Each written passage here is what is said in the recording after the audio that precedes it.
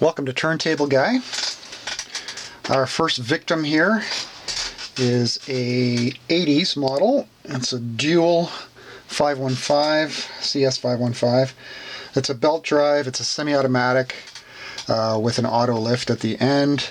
This one was brought in for general service, so we're going to give it a once over, make sure everything's working fine. These tables have issues with cables, gummed up bearings, speed issues with the pitch control. Other than that, they're actually very reliable. They're nicely suspended, and that's just the feet actually on this table. Very rubbery. So it gives you good isolation. This model's got the ultra light ULM tone arm by Dual, and a Ortofon OM series cartridge. So the first thing we're going to want to do is we're just going to want to test it for sound, and just to see how the table works overall. So let's look it up here. One thing about these tables, like I mentioned, is in a lot of Dual tables, cabling is a real problem. Usually you get a lot of issues with the RCA jacks, or the RCA plugs themselves. The cabling's fine, and the cabling inside the table is fine, but it just seems to break at the jacks, or at the plugs. So we'll have a listen for that. Check our speed and so forth. Oh, there's a problem right there. Oh, there we go.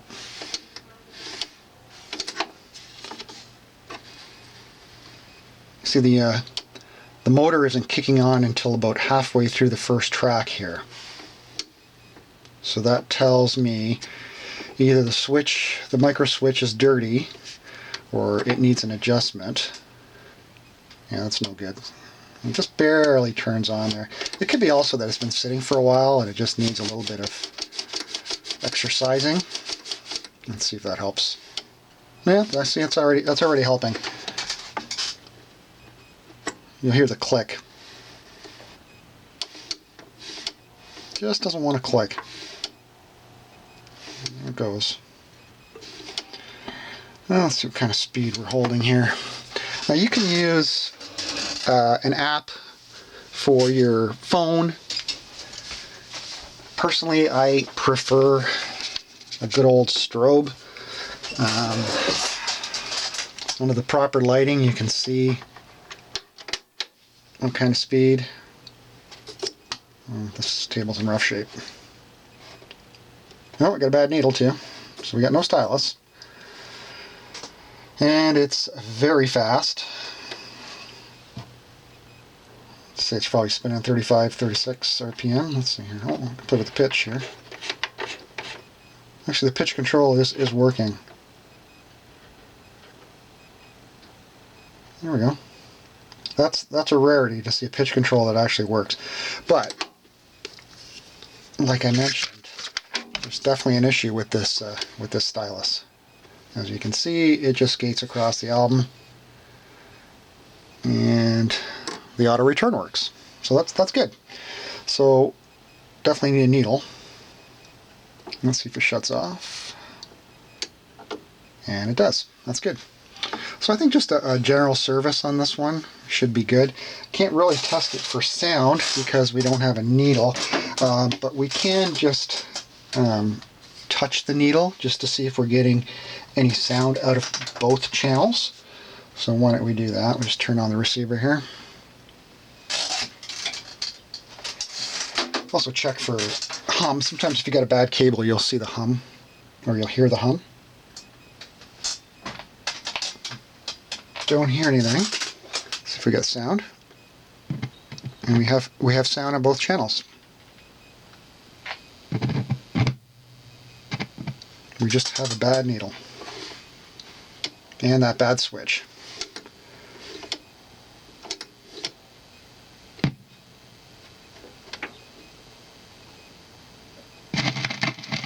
Yep. No stylus left on that, so. Alright. Ooh, static. let's start taking this thing apart. So turn that off. So when you're working on a turntable, if you can, even though this one's got a bad needle on it, remove your head shell if it's removable and put it away for safekeeping. That should lock in. Take your platter mat off. And we're going to take the platter off next. This one's got a retaining clip. And now your platter should just lift off in this model. And it does. And this table has a strobe built in. And it also has a rubber isolating ring here, so it deadens the sound of the platter. So it doesn't give you that ringing sound. That aside, and then we have our sub platter, our belt, which you can just remove. Still elastic, so that's good. We'll give that a cleaning. Okay, so this, just by spinning the sub platter here, I can tell that this needs lubrication, because if you give it just a spin without the belt attached, this should spin on its own for quite a while. But if you can look, this one tends to stop. So that definitely needs a lubrication service. We'll lubricate the motor as well. So to get at these duals is a little bit of a chore. Remove the dust cover. And then what you need to do is remove this faceplate. Let's unplug it. Disconnect the audio cables. And these are all plastic. So, I mean, I'm sure an audiophile will snicker at this table, but they're actually really good sounding, and for the money, you know, you really can't go wrong. You could probably pick up a table like this for, you know, 60-70 bucks in a reasonable audio mart, not eBay. So what we want to do is we just want to snap these corners off here. Table back, and then this piece here will just snap off like that. And there's your front plate. Put that aside for safekeeping. Alright, and now what this does is it gives you access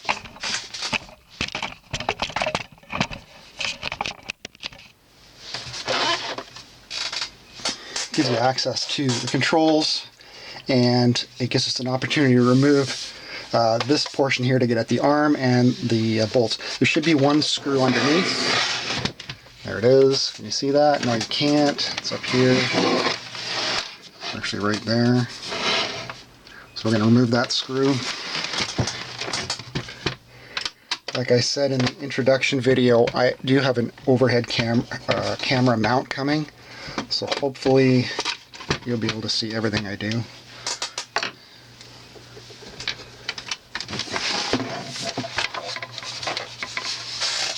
Alright, so by removing that screw, we just move our arm over now, and we're just going to put our screwdriver in here and release a couple clips. And that allows us to pull this piece off. Now we have more access to the table. The table is attached to the chassis by 3 screws.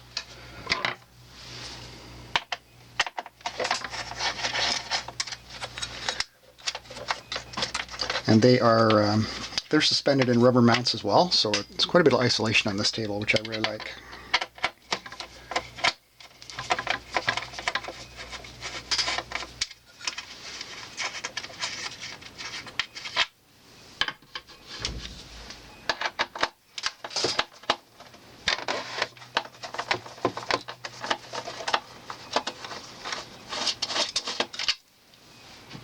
Okay. You can't pull the subplatter out by itself. There's a retaining screw under there. Boy, this thing's gummy. Very gummy. Yeah, that should spin freely.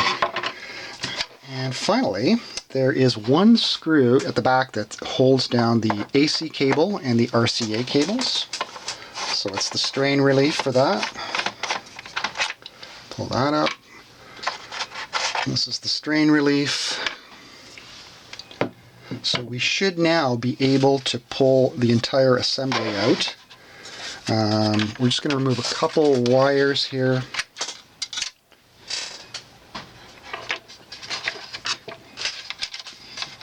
And this control panel, can you see that? Yeah. There's a couple clips here. You just clip them forward.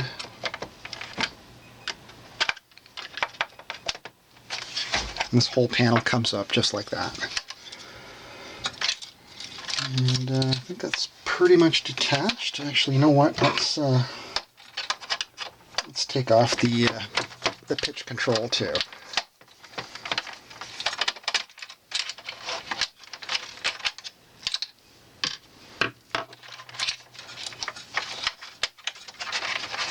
Because we're gonna clean the pitch wheel with some contact cleaner. And there is the pitch control. It's got 2 pots there for fine-tuning the speed.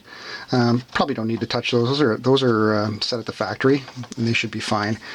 And the pitch wheel was working okay, but we're still going to give it a little shot of deoxit in there. It's a sealed pot, but it doesn't hurt to get a little deoxit in there, or whatever else you have. Another contact cleaner. So now we should be good to pull out the entire assembly. So if you lift gently, the entire table mechanism should come out. Pull your RCA cables through.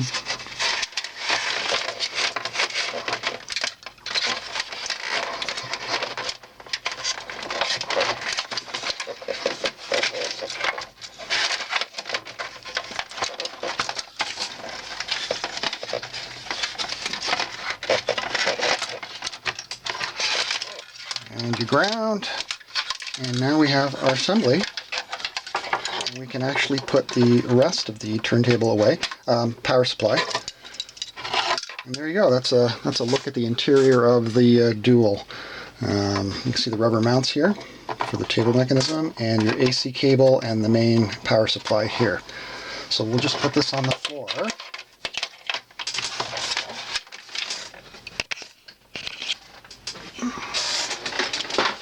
And we'll work on the actual table.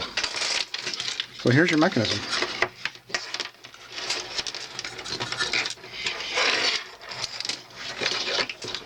So what you have here is your arm, your sub platter, it's on auto return, your motor, and your RCA cables, and your controls. Now here's that switch I was talking about. I don't know if you can see that or not. There's a little micro switch right there, and it looks like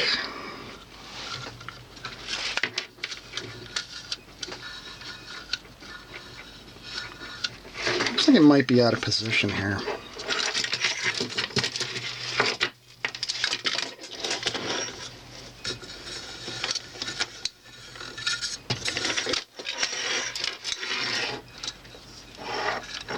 Yeah, definitely. This one piece here is what actually pushes on the switch, and it's supposed to click, right?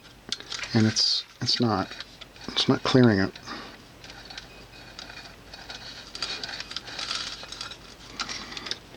Whether it's broken or not, or tough to say.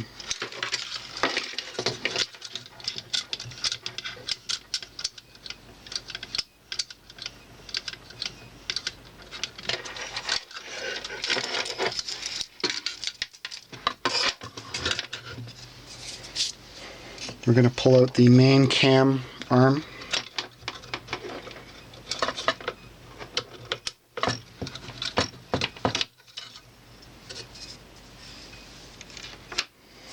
And we're going to have a look at something called the Steuer pimple.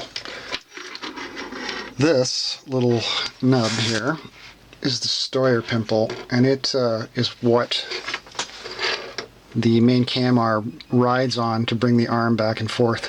I'm surprised that this one actually is still in fairly decent shape.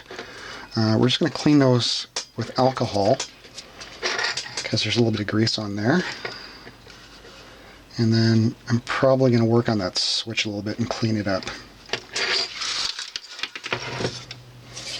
So, just a little bit of isopropyl alcohol.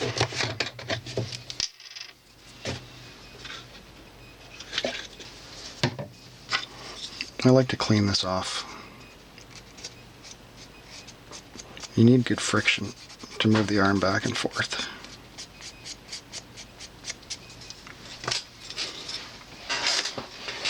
And then just wipe that off. So it's nice and clean. We're also going to clean the Steuer pimple.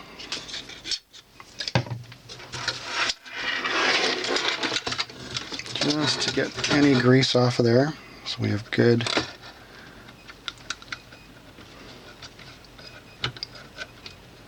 friction. That's nice and clean and in decent shape. Very surprising.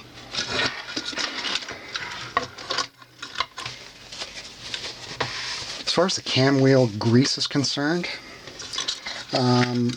Dual in the 80s used a pretty decent synthetic grease, so there's no real reason to change this out or clean it out and put some fresh grease in there.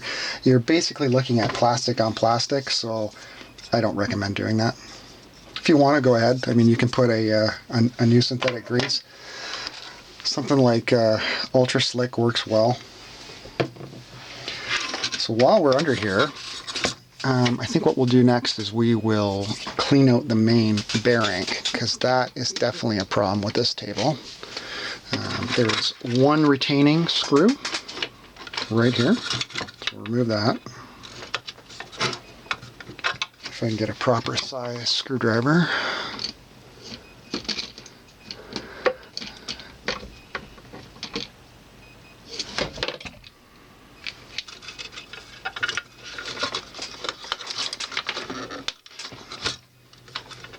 So this keeps the main bearing and subplatter in place.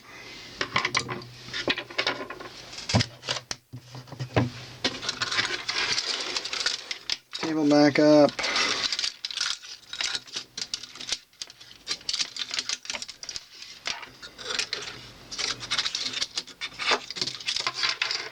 Okay, so this should pop up now. And there you go. And there is your main spindle. So the spindle has a grease and or oil on there. It's definitely looking a little gummy. So we'll clean that with alcohol.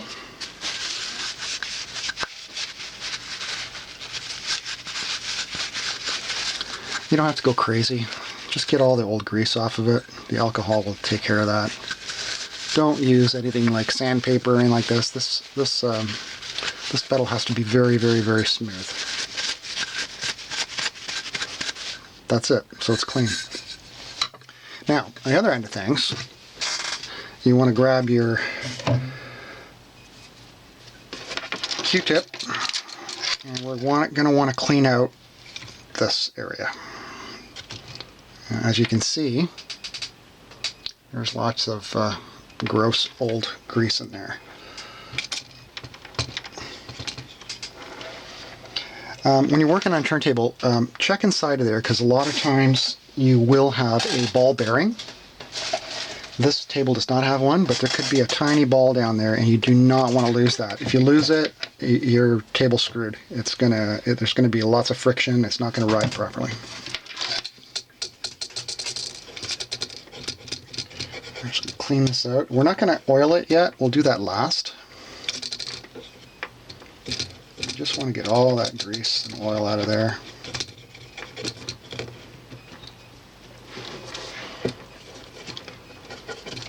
And then we'll go over some of the oils.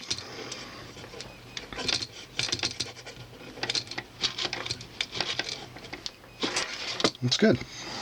All right. So we'll just leave that for now. the side. Don't lose your screw. And we need to look at this switch, which really has some issues.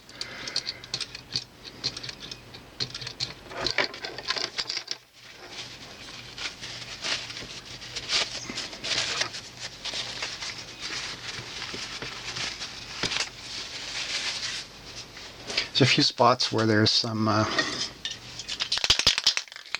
little bit of grease from the factory that's dried up. Just give it a little shot.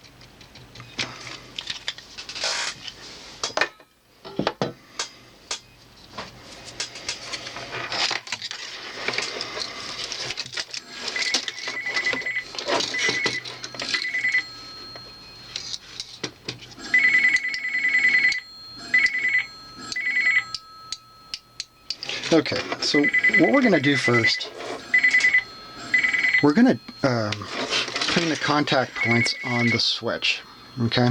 And what I like to do there is I like to use a little bit of very fine sandpaper, like a, I don't know, I think this is 1000 grit. And I like to get some contact cleaner like Deoxit, and I just wet the paper like this. Just a little bit. Okay. Get it wet on both sides. And then I like to run it on the contact points within the Microswitch. And that will actually clean the points. And do both sides.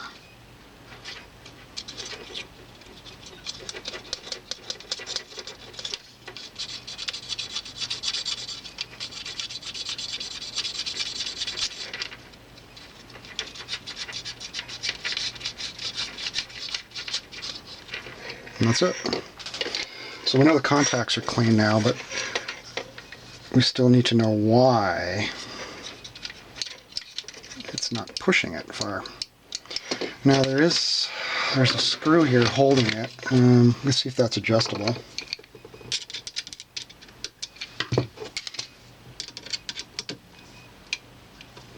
Looks like it might be a little bit.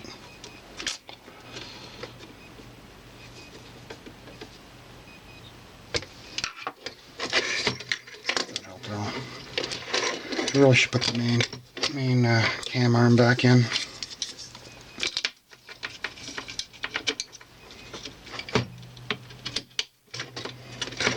Main cam arm keeps it in place.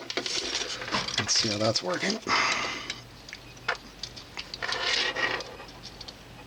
Still no click.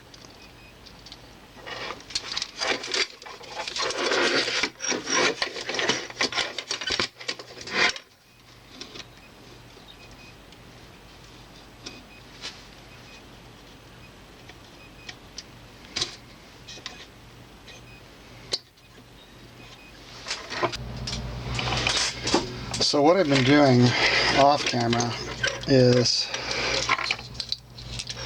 there's a very small U-shaped spring here. I know it's going to be really hard to see.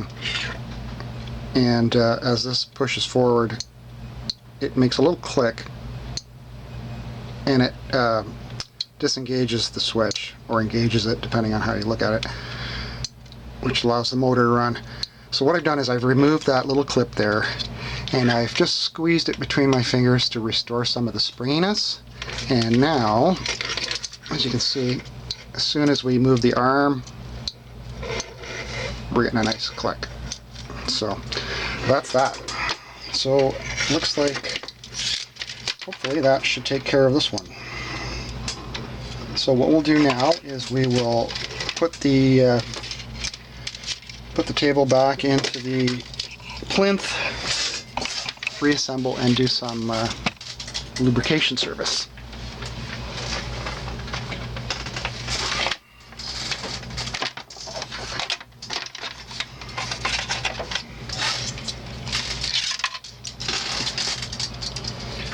These tables are a little bit of a pain in the butt because there's so many wires that you have to fish through the back here.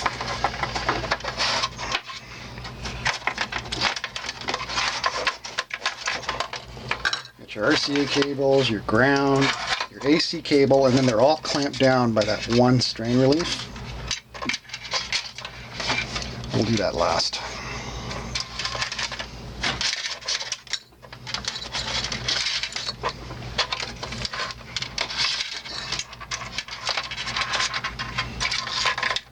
Plus you have all the front controls attached as well.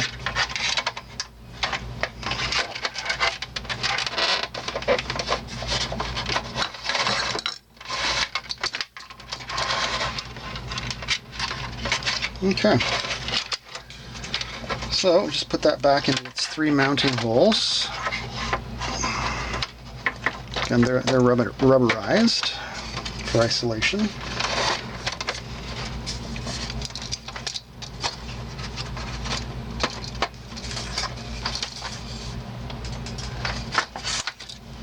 There we go. And we can put our main retaining screws back in. There's 3 of those. I'm working here with my left hand, so my right arm doesn't block the camera, so my apologies.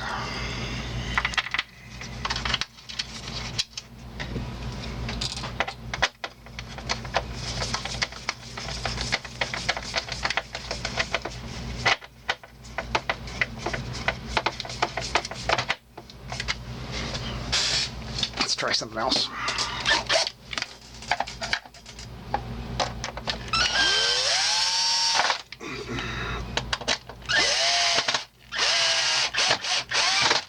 I know I hate watching guys put in screws in video, on video, so I don't want to bore you to death either. Alright, so now what we're going to do is we're just going to give this a little shot of, let's use Neutral. Neutral is a great cleaner by MG Chemicals. It's just as good as Deoxit, and it's about 1/3 the price. So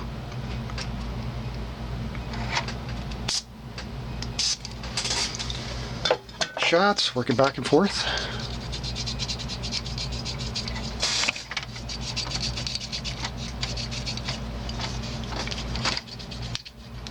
You should be good to go.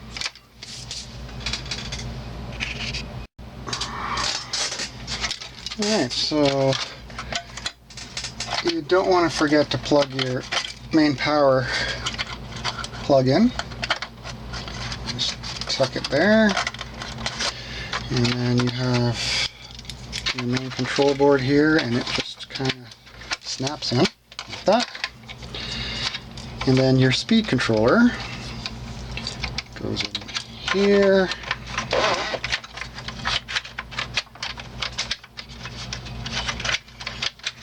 It snaps in place, and there was 1 screw holding that one in.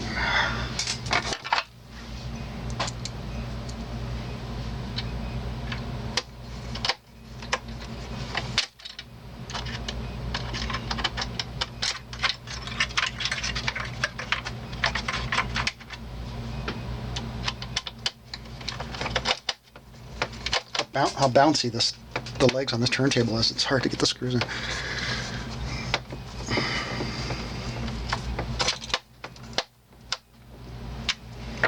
Alright, so that's all done. Good. So now we can lubricate our main bearing. So what do I use to lubricate bearings on a dual? That's what I'm using. I'm using a 30 weight non-detergent pure oil. It's just a lubricating oil. You do not need engine oil, and car engine oil does not belong in a brass bearing. It has friction modifiers, it has antioxidants, dispersants for a gasoline engine, not required in a bearing. Okay, this isn't rocket science. There's nothing special about it. Just a 30 weight non-detergent oil. Okay, this is a little thick. You can also use something like liquid wrench super oil, which is just your like a 3-in-1 oil. Okay, And for techniques tables, I like to use Singer. Singer oil is like a 10 weight oil, so it's very similar to the Techniques, I think it's 010 oil that they use. So that's great for Techniques. Techniques direct drives. Okay, so what we want to do is we want to put about 2 or 3 drops in here.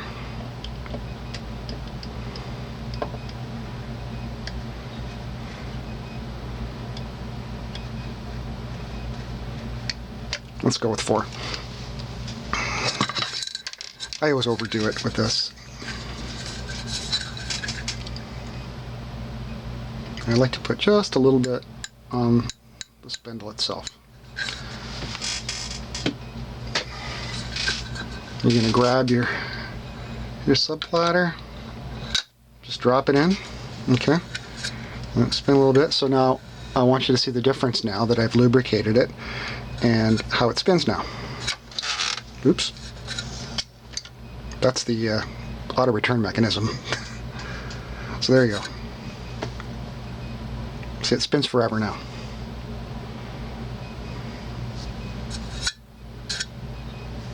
Go on forever. Beautiful. That's a lubricated bearing. Okay, and when you go to pull it out, there should be some hydraulic pressure actually pulling it down, so you know you've got the perfect amount of oil. Okay, if you have too much, it's going to sit up here forever. It's just going to sit there, and eventually it's going to squeeze out the excess, and you're going to have a little puddle of oil under there. So that's the right amount. 3 or 4 drops, a little bit on the actual spindle itself, and now you've got a bearing that's going to spin like that for many, many years. Okay? Alright, so that's the lubrication of the main bearing. So now we're going to use a little bit of that 3-in-1 in oil that I showed you before, and we're just going to put it on the motor spindle. Okay? So a couple drops here, and that's going to wick its way down into the motor itself, and it's going to lubricate the top bearing. This is a DC motor, so I don't want to take it apart. On an AC motor, we would actually disassemble the motor and do the top and bottom bearings, but on a DC motor, we're just going to do the top bearing there. So that's all you need, a couple drops. That's going to wick down. And now, if we plug it in, we're just going to engage the motor, and we'll see how our switch is working as well. Oh, look at that. Isn't that lovely? It's clicking perfectly now. And we're just going to let that spin a little bit, let the oil wick down. It's nice and quiet. I can just see visually that the pitch control is working. So that's excellent.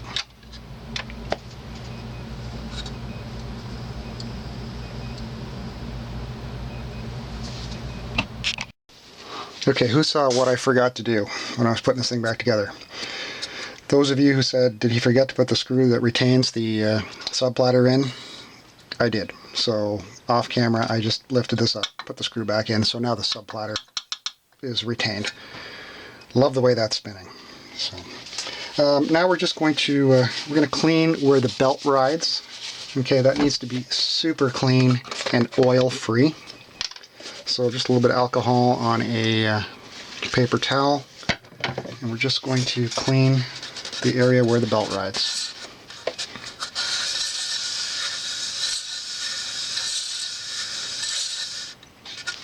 And that's it. It's not too bad. Also, we're going to clean the motor spindle. And I like to do it when the motor is actually running.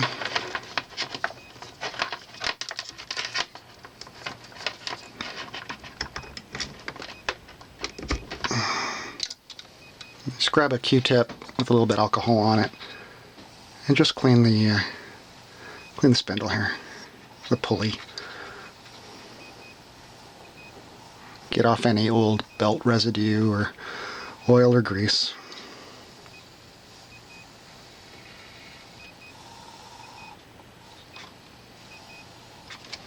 If it's really filthy, this one's clean. A little bit of that 1000 grit sandpaper does a great job of shining up the brass. And that's it.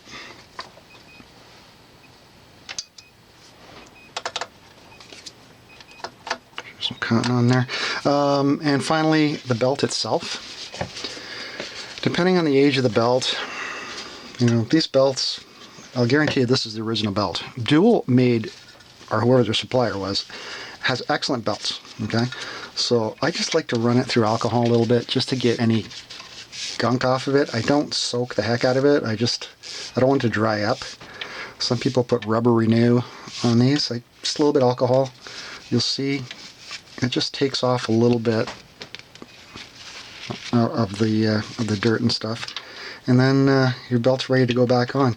Also, what you can do is you can have a look at both sides of the belt, and you can tell which side's always been running on the motor. You can see how it's very, very shiny. I don't know if you can see it on camera or not, but this side's very shiny. This side is still kind of dull, so this is the side we're going to want to put against the motor. So we're going to turn that inside out.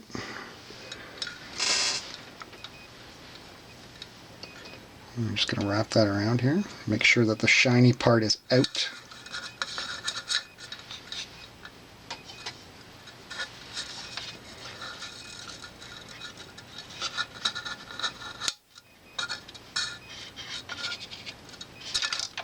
Man, you think this is my first day? Let's try it this way. There we go.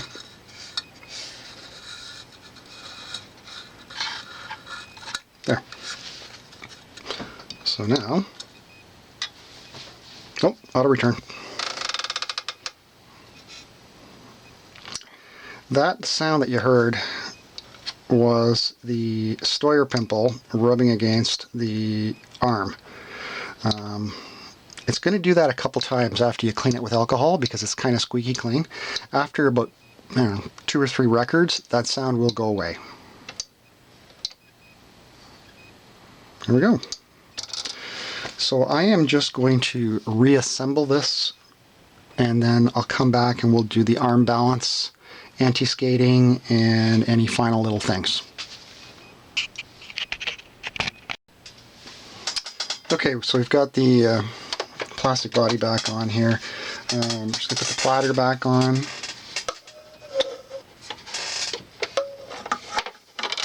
And there's a retaining clip.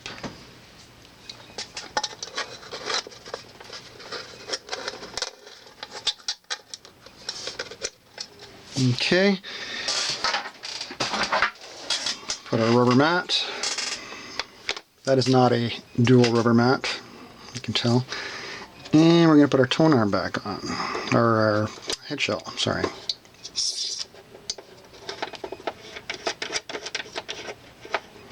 Tighten that up nicely. So now we're going to balance the tone arm. Just going to unplug it here so the platter doesn't spin. The needle's already knuckered, but it's okay. So on a dual turntable, can you see this? This is your tracking force knob, and this is your balance weight. It's not like other tables where you move the weight and then you adjust the number here. It's actually done by spring. So what you want to do is you want to turn this to 0, and then you want to balance your arm for level. Okay, so once your arm, set your anti-skating to 0 so it doesn't go flying around. Actually, you might want a little bit anti-skate.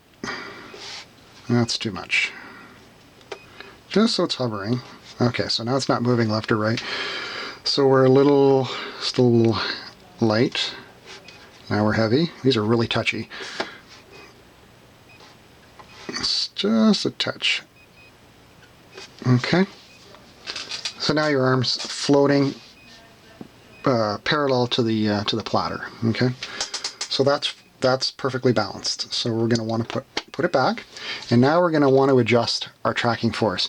Now, Ortofon OM series cartridges, almost all of them track at 1.5 grams. So we're just going to turn this to 1.5.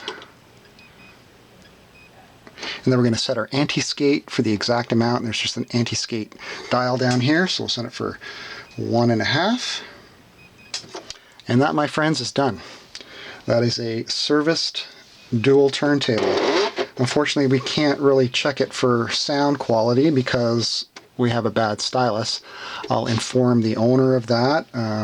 I can get a stylus for him if he likes, or if he has a supplier of his own, he can get that. Looks like it's just your standard OM. You can put OM10 and OM5 and OM3, or if you really want to go crazy, you can put OM20 or higher.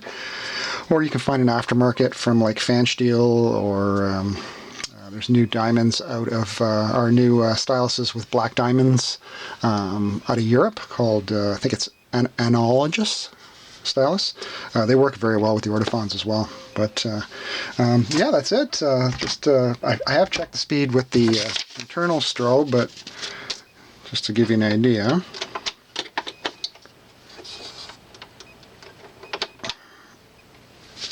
And it's right on the money now. I don't know if you can see that in the camera because the lighting in here, but the strobe marks aren't moving, so we're right on 33 1/3, and 45 is good as well.